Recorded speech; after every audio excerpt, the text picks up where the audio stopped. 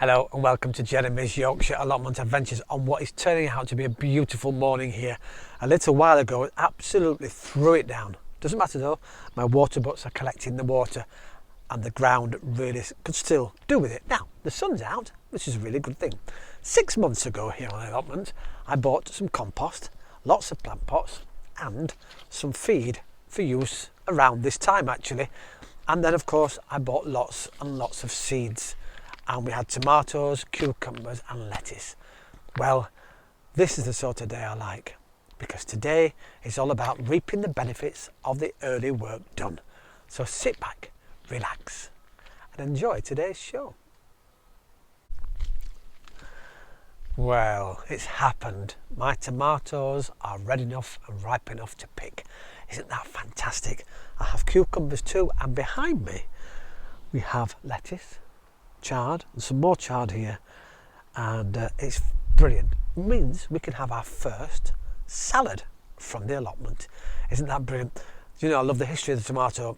These were commonly referred to as the poison apples because people thought these were poisonous. When I say people, the rich, the aristocratic people, the people could afford pewter plates.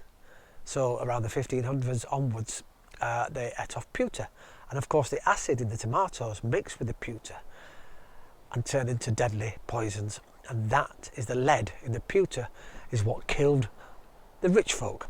Oh, not the common folk. Thank heavens me, I'm common. Oh, we've survived because we ate off wooden plates. In fact, sometimes we didn't even have plates, and that's how we survived. The working classes, the commoners, and the rich aristocrat people. The rich people died because of the poisonous apples, as they referred to them.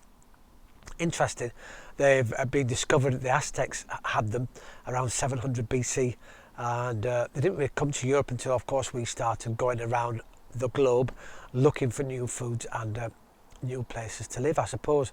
And these were brought back around the 1500s, 1600s. Not very, very common at all. People still didn't really trust them, as I said, because people were dying. However, what is brilliant, in Naples, it's around 1880, in honour of Queen Marguerite, of course, this was put on top of a pizza, and it's called the Margherita pizza. So 1880, and they became really, really popular, and it's gone around the world, hasn't it, the Margherita pizza. I love pizzas, and this was made popular then.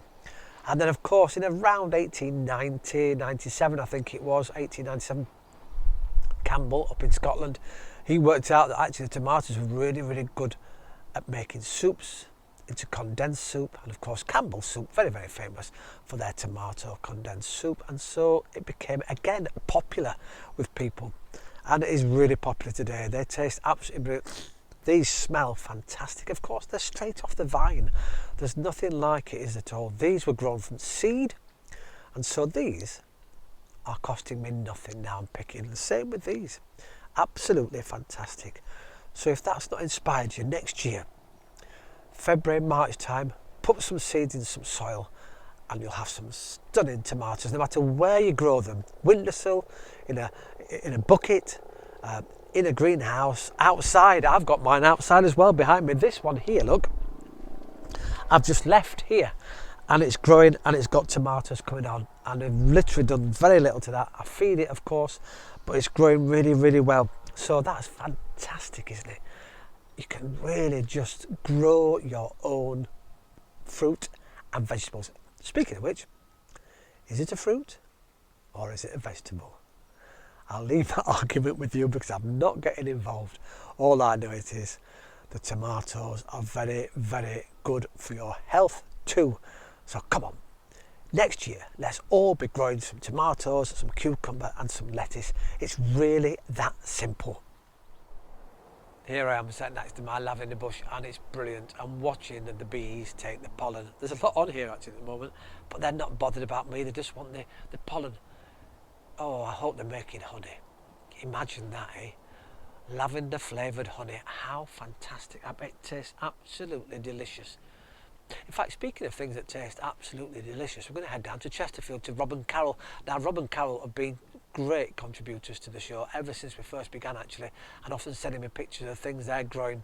And what I love about a lot of things that you grow, Rob and Carol, is you grow in containers. You've got a few little raised beds, and when I say little, they're about a metre square, so you're not massive things. And then in tubs and buckets and all sorts, which is brilliant. You actually made a chilli wagon once, which was really just a little, very small container box, and you grow your chilies in there, and you've been really successful with your chilies. But look at what you've grown this time. You've got your potatoes and broad beans. They look fantastic, and apparently they tasted even better. Now, your broad beans have sparked a little bit of a search in me because they're part of the Legume family, and the legumes are pulses and beans. Now, we're going to pop across to Hong Kong because this next vegetable is also part of the legume family. Now, here it is in its raw sense. It's literally just been dug out of the ground, so they grow in the ground. Okay, now can you guess what they are? They look very filthy and mucky. Have you had a guess yet? Well, here we go. After 3, 1, 2, 3, and reveal. And there they are, dried out. And this is what's inside them. So yes, they're common and garden peanuts. Peanuts grow in the ground, but peanuts, they're a nut. They're classed as a nut in cooking and all those things, and yet they're part of the beans and the pulses family. Isn't that a bit of a conundrum? Now, in this country, of course, we know them very much as monkey nuts. Why do we know them as monkey nuts? Well, not quite sure, to tell you the truth. You may know a better reason than I'm going to give you. The one I know of is because when zoos became, well, really good to go to, you know, they were very popular, people wanted to go and feed the animals, they'd obviously feed monkeys nuts. I'd often fed them in shells, and the monkeys would de-shell them, and that's how they became known as monkey nuts. But you may know differently. If you do, drop me a line, either to my website, jezgrows@outlook.com, or just in the comment section of these videos. Once again, thank you very much for watching Jeremy's Yorkshire Allotment Adventures. The reason I'm down here is because, well, I've got a free potato plant. I don't know how that's happened. It must have grown from something I've thrown on a compost heap. I don't know whether there'll be any potatoes under it, but it's flowering, so it looks nice. Now, as I've said before, this time of year you can get reduced seeds, and I've got lots. I've got some flowers, I've got some tomatoes for next season, and some more sunflowers, and lots and lots in here actually. And these were £1 per packet, and they're still for sale, £1 a packet.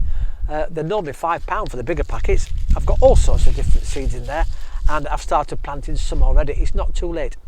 Now, I know times are difficult at the moment, but why not get in touch with a friend or a couple of friends and buy the seeds between you, because actually you get so many seeds in some of these. Sometimes you get maybe 50 seeds, sometimes 100.